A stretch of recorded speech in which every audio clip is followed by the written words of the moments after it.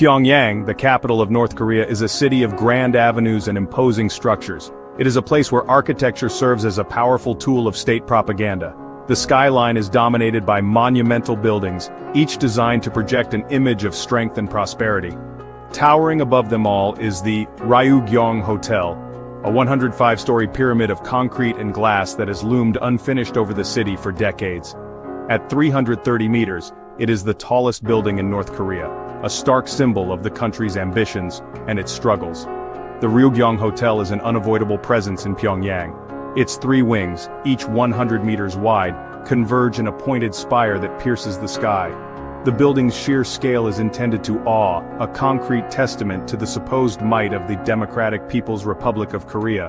It is a constant reminder of the ambitions of the North Korean leadership, even as it stands as a monument to their failures. The hotel is located in the heart of Pyongyang, surrounded by other examples of the country's distinctive architectural style.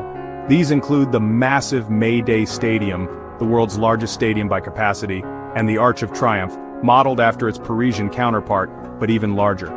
Each structure is designed to inspire awe and project an image of national pride. However, behind the facade of grandeur lies a different reality. North Korea is a country grappling with poverty and isolation. The resources poured into these monumental projects have come at a cost, diverting funds from essential needs such as healthcare and infrastructure. The Ryugyong Hotel in particular stands as a stark reminder of the gap between the regime's ambitions and the reality faced by ordinary North Koreans. The Ryugyong Hotel was conceived in the 1980s during a period of intense rivalry between North and South Korea. The South was preparing to host the 1988 Summer Olympics in Seoul, an event that showcased the country's growing economic might. Not to be outdone, North Korea's then leader, Kim Il-sung, decided to stage a competing event, the 1989 World Festival of Youth and Students. As part of the preparations for the festival, Kim Il-sung envisioned a series of projects that would transform Pyongyang into a showcase city. The Ryugyong Hotel was to be the centerpiece of this effort, a towering symbol of North Korean superiority. It was designed to be the world's tallest hotel, surpassing any building in South Korea, and demonstrating the technological prowess of the North. The original plans for the Ryugyong Hotel were nothing short of ambitious. The building was to house 3,000 guest rooms, along with a range of luxury amenities including 5 rotating restaurants, a bowling alley, and a nightclub. The top floors were to be occupied by a revolving observation deck offering panoramic views of the city. The hotel was intended to be a beacon of modernity and luxury, attracting tourists and investors from around the world. However, the reality of North Korea's economic situation soon caught up with the project. The country was already facing chronic shortages of essential materials, and the construction of the Ryugyong Hotel placed an immense strain on its resources. Despite these challenges, construction continued at a rapid pace, driven by the political will of Kim Il-sung. By 1992, the building had reached its full height of 105 stories, becoming a dominant feature of the Pyongyang skyline. The year 1992 marked a turning point for the Ryugyong Hotel and for North Korea itself. The collapse of the Soviet Union, North Korea's main benefactor, sent shockwaves through the country's economy. Deprived of vital aid and trade, North Korea spiraled into a period of economic crisis and famine.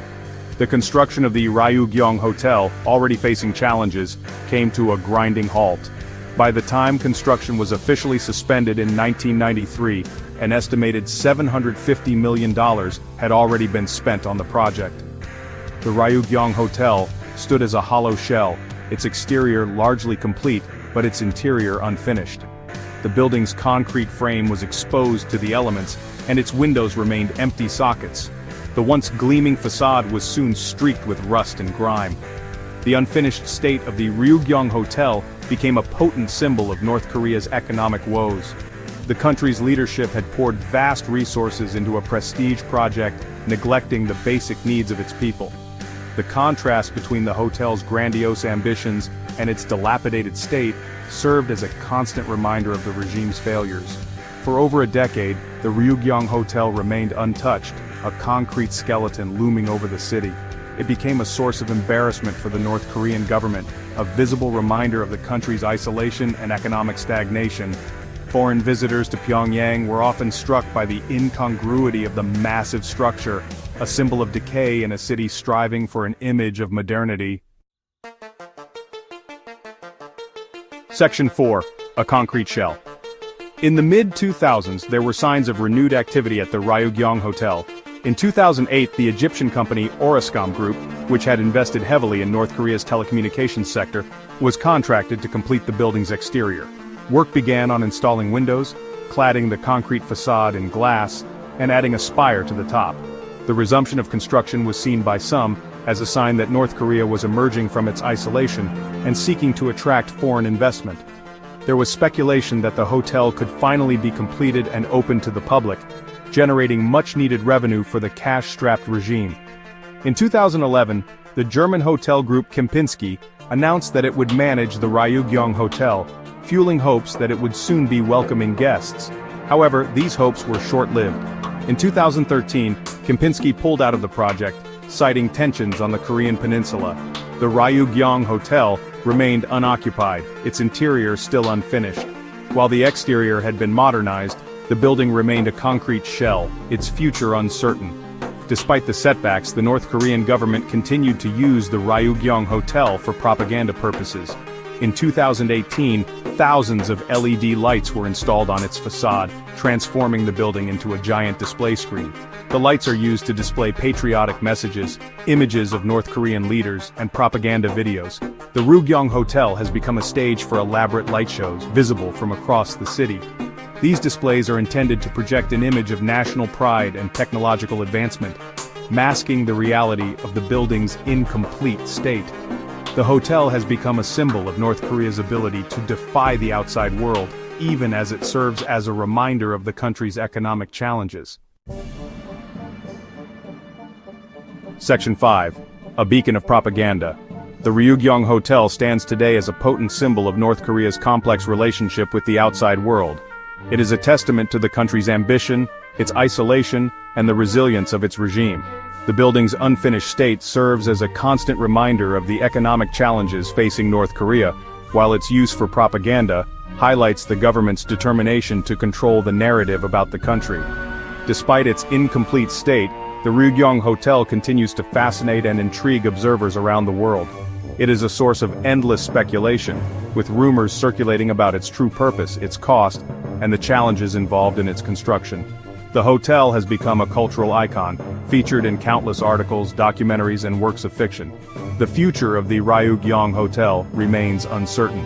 The North Korean government has expressed interest in completing the building and opening it as a hotel, casino, or mixed-use complex. However, the significant financial investment required and the ongoing political tensions on the Korean peninsula pose significant challenges. Whether or not the Ryugyong Hotel ever welcomes guests, it will continue to loom large over Pyongyang, a symbol of North Korea's ambitions and its struggles.